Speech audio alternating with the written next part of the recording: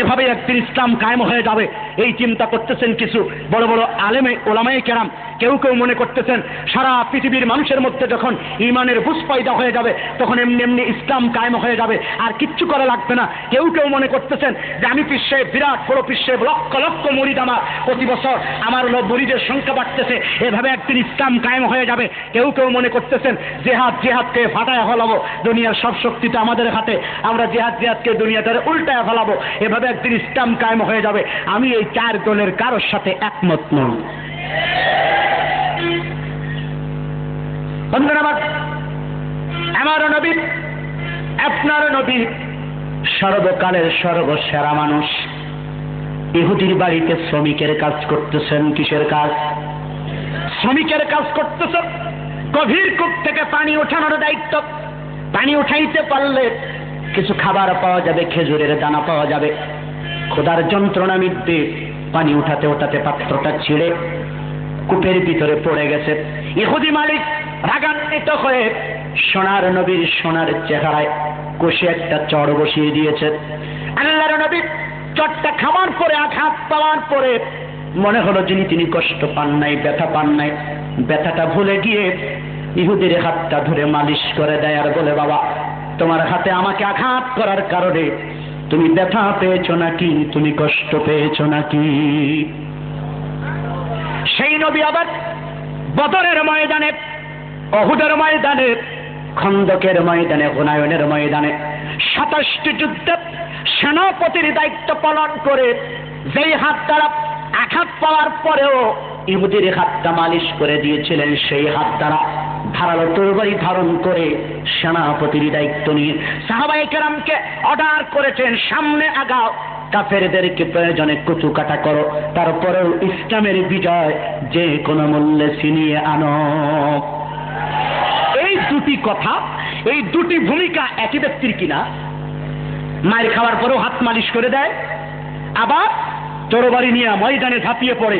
এই দুই ভূমিকা একই ব্যক্তির কিনা বোঝার চেষ্টা করুন। না বুঝলে বলবেন, আর বুঝলে জবাব দিবেন। একই ব্যক্তির কিনা? তরবারিও যেই ব্যক্তি ধরছে আর ইহুদির হাতটাও মালিশ কিন্তু সেই ব্যক্তি করে দেওয়া। এর দ্বারা বোঝা যায় যে শুধুমাত্র হাত মালিশ করার মধ্যেই ইসলাম সীমাবদ্ধ নয়, শুধু তরবারি ধরার মধ্যেও ইসলাম সীমাবদ্ধ নয়। যেখানে যে ট্যাবলেট প্রয়োজন সেখানে সেই ট্যাবলেট প্রয়োগ করাই হলো যোগ্য ডাক্তারের কাজ। নবী মুহাম্মদ রাসূলুল্লাহ রুহানি ডাক্তার ছিলেন, শ্রেষ্ঠ ডাক্তার। রাষ্ট্রের ডাক্তার ছিলেন, শ্রেষ্ঠ ডাক্তার। সামাজিক ডাক্তার ছিলেন, শ্রেষ্ঠ ডাক্তার। সেই রুহানি ডাক্তার বুঝতে পেরেছিলেন ইহুদিকে এখানে চড়ের বিনিময়ে চড় মারার দরকার নেই, ওর হাতটা মালিশ করলেই এনাফ, যথেষ্ট, আর লাগবে না। যার পিঠে হাত বোলালে ভালো হয়ে যায় তার তো আঘাত করার দরকার নেই। তারপরেও কিছু মানুষ থাকবে পিঠে হাত বোলালে হবে না, পায়ে হাত বোলালেও হবে না, এরকম হাজার হাজার তাফসীর মাহফিল শোনার পরেও কিছু ঘাড় কাপ, তারপরেও ইসলামের বিরোধিতা করবে। ওইটার ঘাড় সোজা হতে চায় না, ওই ঘাড় বাঁকা, যেটা এত কিছু বলার পরেও সোজা হয় না, ওইটার ঘাড়টা সোজা করার জন্য কিছু অ্যান্টিবায়োটিক লাগে, হায়ার অ্যান্টিবায়োটিক। বুঝুন তো, ঢাকায় আমরা বলি সাইজ মতো গজারি, যেটা এটাকে অ্যান্টিবায়োটিক বলি। সব রোগী তো একরকম না, সব রোগী একরকম।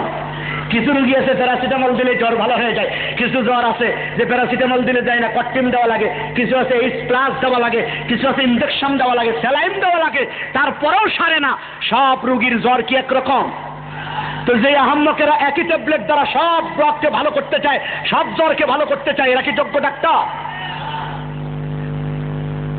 ঘটনাক্রমে আল্লাহর নবীর বিজয়ের কর্মসূচি 4টা। কয়টা? জোরে বলেন কয়টা? নাম্বার 1, প্রথম নাম্বার কর্মসূচি ইলম ও তারবিয়া, জ্ঞান অর্জন, প্রশিক্ষণ। যা শিখছো আরেকজনকে শিখাও। দ্বিতীয় নম্বর কর্মসূচি দাওয়াত বা তাবলীগ, যা বুঝেছো অন্যের কাছে প্রচার করে দাও, পৌঁছে দাও। 3 নম্বর কর্মসূচি তাসকিয়া বা আত্মশুদ্ধি, মুরাকাবা, মুশাহাদা, জিকির আসকারের মাধ্যমে নিজের কলবটাকে পরিশুদ্ধ করে মাওলার কবরে দাও। 4 নম্বর কর্মসূচি জিহাদ ফি সাবিলিল্লাহ, অন্যায় থাকবে, আবু জাহেলের পেটাত্তারা থাকবে, দুর্নীতি থাকবে, অন্যায়, অত্যাচার, জুলুম, নির্যাতনের বিরুদ্ধে জিহাদের কর্মসূচিও কিয়ামত পর্যন্ত থাকবে না? থাকবে না? এখন কি আর কাফের আছে? একটা প্রশ্নের জবাব না দিয়ে পারতেছি না। আমাদের কাছে কয়, হুজুর আপনারা জিহাদ জিহাদ করেন, এখন কি আর কাফের আছে? জিহাদ কি শুধু কাফেরদের সাথে না আরো কারোর সাথে আছে? কথা বলেন। ইয়া আইয়ুহান নাবিয়্যু জাহিদিল কুফফারা ওয়াল মুনাফিকিন, হে নবী আপনি জিহাদ করুন, শুধুমাত্র কাফেরদের বিরুদ্ধেই নয়, মুনাফিকদের বিরুদ্ধেও জিহাদ করা লাগবে।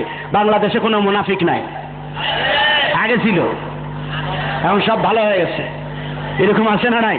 যাকে এই বিষয়ে প্রমাণ দেওয়া যাবে যে এখন মনে হয় আর জিহাদ নাই, এই কথা অনেকেই বলতে চায়, যেটা আগের ব্যাপার, কাফেরও নাই, এখন আর জিহাদও নাই। জিহাদ আছে না নাই?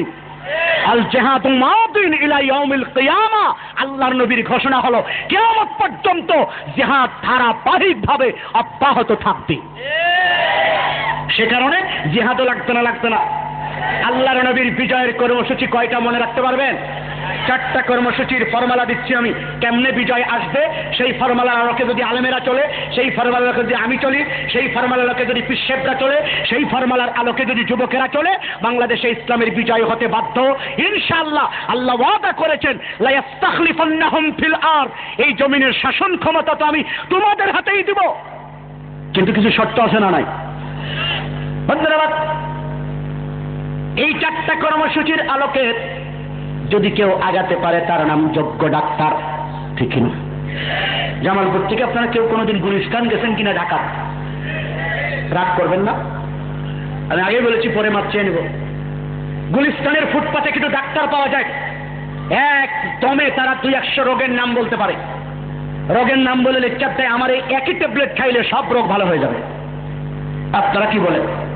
একই ট্যাবলেট দ্বারা সব রোগ ভালো হয়? একই ট্যাবলেট দ্বারা আমাশা, আবার একই ট্যাবলেট দ্বারা জন্ডিস, কিভাবে সম্ভব? একই ট্যাবলেট দ্বারা আমাশা ভালো হয় না, একই ট্যাবলেট দ্বারা ডায়াবেটিস ভালো হয় না, ঠিক কিনা যেরকম? এই কারণে ওরা ওখান থেকে লেকচার দেয় যে আমার এই একই ট্যাবলেট দ্বারা সব রোগী ভালো হয়ে যায়। এই বক্তব্য গুলিস্তানের ডাক্তারেরা দেয়, একই এমবিবিএস ডাক্তারেরা দেয়।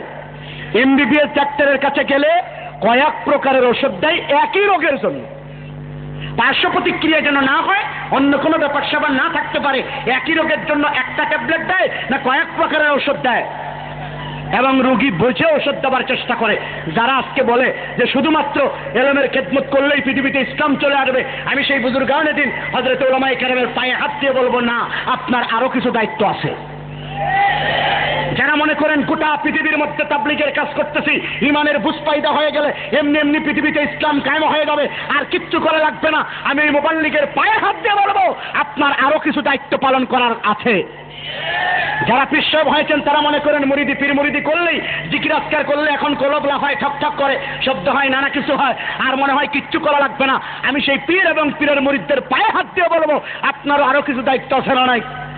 যারা মনে করেন শুধু জিহাদ করলে, ইসলামী আন্দোলন করলে টুপিদারির দরকার নেই, জিকির আজকারের দরকার নেই, দাওয়াত ও তাবলীগের দরকার নেই, ইলম কালামের দরকার নেই, এমনি এমনি ফাটাফাটি অবস্থায় কি কন বোমা ফাটাইলেই দুনিয়াতে ইসলাম কায়েম হয়ে যাবে, এ জাতীয় চিন্তা চেতনা যাদের মধ্যে কাজ করে, আমি সেই ইসলামী আন্দোলনের অকুত ভয় সৈনিকের পায়ে হাত দিয়ে বলবো, আপনারও আরো কিছু কাজ করা দরকার, ঠিক কিনা? যেরকম যদি কেউ একটা নিয়ে পড়ে থাকে, যদি কেউ বলে শুধু একটা দিয়েই দুনিয়া জয় হয়ে যাবে, আমার সেই বক্তব্যটা গুলিস্তানের ডাক্তারের মতো মনে হয়।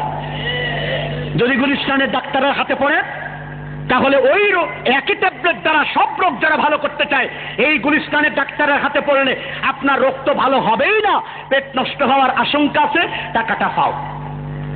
কথা বুঝে আসছে? আমরা কি গুলিস্তানের ডাক্তারের কাছে যাবো না এমবিবিএস ডাক্তারের কাছে যাবো? তবে আলহামদুলিল্লাহ, হতাশ করার জন্য কথা বলি নাই, আলহামদুলিল্লাহ বাংলাদেশে এমনও ডাক্তার, এমনও পীর, এমনও আলেম আছে না নাই যারা চতুর্মুখী কর্মসূচি পালন করে, যাদের মধ্যে এলেমের কর্মসূচি আছে, যাদের মধ্যে দাওয়াতের কর্মসূচি আছে, যাদের মধ্যে তাজকিয়া জিকির আজকারের কর্মসূচি আছে, যাদের মধ্যে জিহাদের কর্মসূচিও আছে।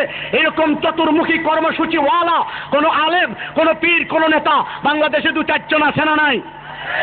যদি ওরকম কোন আলেম পেয়ে যান, ওরকম কোন নেতা পেয়ে যান, ওইরকম কোন পীর পেয়ে যান, তার পিছনে আপনারা আনুগত্য করার চেষ্টা করুন, দেখবেন সমাজ সুস্থ হবে, জাতি সুস্থ হবে, রাষ্ট্র সুস্থ হবে, গোটা পৃথিবী সুস্থ হবে।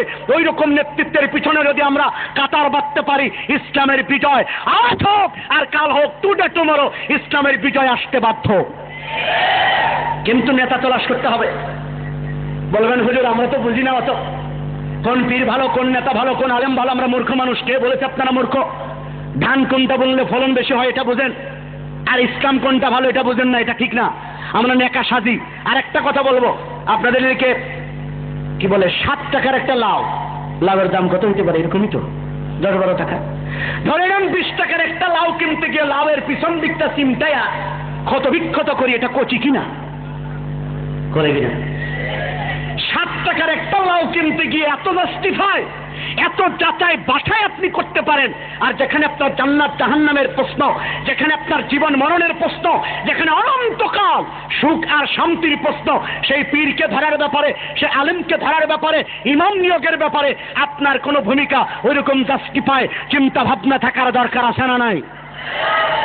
আমার বিশ্বাস একটু চিন্তা করলেই পথ খুঁজে পেয়ে যাবেন। আমি তো ফর্মুলা দিয়ে যাচ্ছি, এই 4 ফর্মুলার এই 4টা কর্মসূচি যাদের মধ্যে আছে তারা যোগ্য ডাক্তার, তারা নিজেকে সুস্থ করতে পারে, কর্মীদেরকে সুস্থ করতে পারে, জাতিকেও তারা সুস্থ করতে পারে। এরকম চতুর্মুখী কর্মসূচি যাদের মধ্যে আছে, আমরা তাদের সাথে এই লাইন বাঁধবো। রাজি আছি না নাই? যদি পারি ইসলামের বিজয় আসবে। যখন ইনশাআল্লাহ ইসলামের বিজয় চাই কারা কারা? আল্লাহু আকবার। আল্লাহ তুমি কবুল করে নাও, মঞ্জুর করে নাও, জোরে বলেন আমিন। 2টি প্রেসক্রিপশন আমি দিব কর্মীদের উদ্দেশ্যে যারা হাত উঁচু করলেন, বিজয়ের বাসনা যাদের মধ্যে আছে। কিন্তু এই কথা বলতে গেলে অনেকে আমাদেরকে নানা ভাষায় ট্রিট করে, নানা ভাষায় আমাদেরকে হিসাব কিতাব করতে চায়।